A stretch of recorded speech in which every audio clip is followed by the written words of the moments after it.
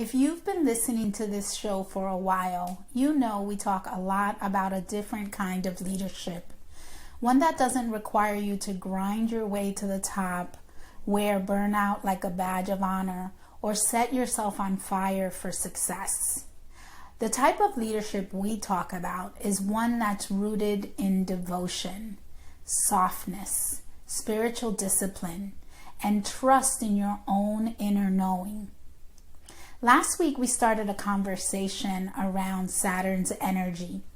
In March 2025, Saturn moved into Pisces for the first time in 30 years. Right now, it's in Aries until September, when it will reposition itself into Pisces once again.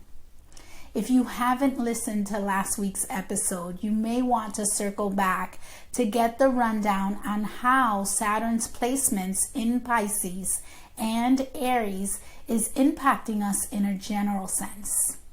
Today we're going to zoom in a little bit and ask ourselves what Saturn in Pisces has to teach us about how we show up as leaders in our career, in business, and even within leadership roles we might hold within our family unit. This conversation is going to especially pertain to women who are exhausted by the hustle. If you're someone who's always on the grind because deep down you fear that everything will fall apart if you slow down, I invite you to take a breath. Let this episode be your permission slip. Saturn, the planet known for pressure and responsibility, is actually inviting you to heal.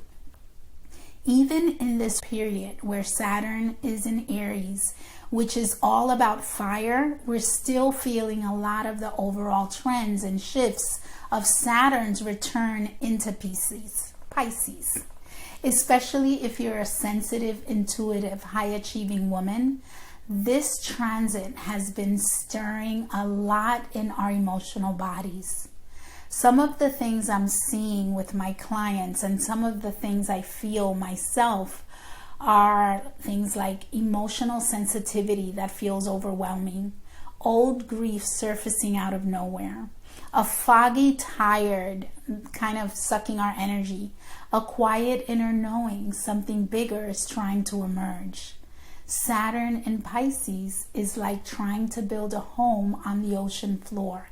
It's not impossible, but you have to work differently.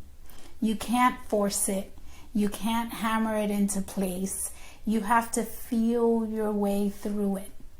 This is the era of spiritual maturity, of emotional accountability, of honoring the invisible as deeply as you honor the visible.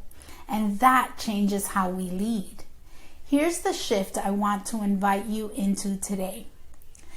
Old paradigm leadership says things like push through, get it done, stay visible, be consistent at all costs. But Saturn in Pisces says, anchor your energy first, then lead. Let your inner world be your guide. Build sacred structure, not just systems. So what does that look like, you may ask? It might mean you start your mornings with breath work, not a to-do list. It may also mean you create content from a place of channeling, not proving and performing. You set boundaries around your energy, even with clients or people you love. You let your emotions be data, not a distraction. You remember that your business is an extension of your being. This is devotion, not hustle.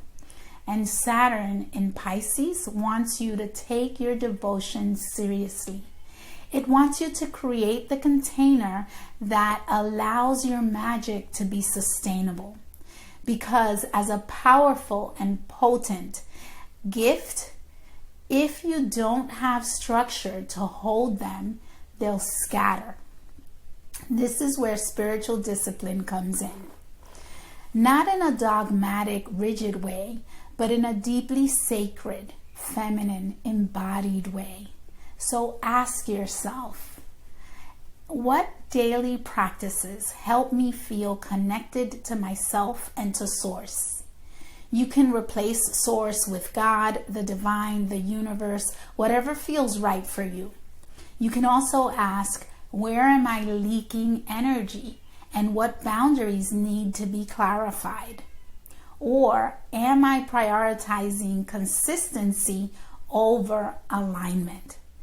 What routines would help me lead from a grounded place? This isn't about being perfect. It's about becoming anchored, centered, neutral, so that your leadership feels true, so that your business reflects your soul, so that your impact actually nourishes you instead of draining you. You don't have to sacrifice your softness to be successful. You don't have to abandon your intuition to make money.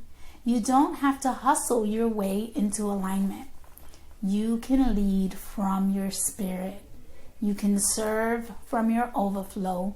You can structure your magic like a sacred offering. And when you do, everything clicks. Your voice gets clearer, your presence gets stronger, your results get more potent because they're rooted in the truth of who you are.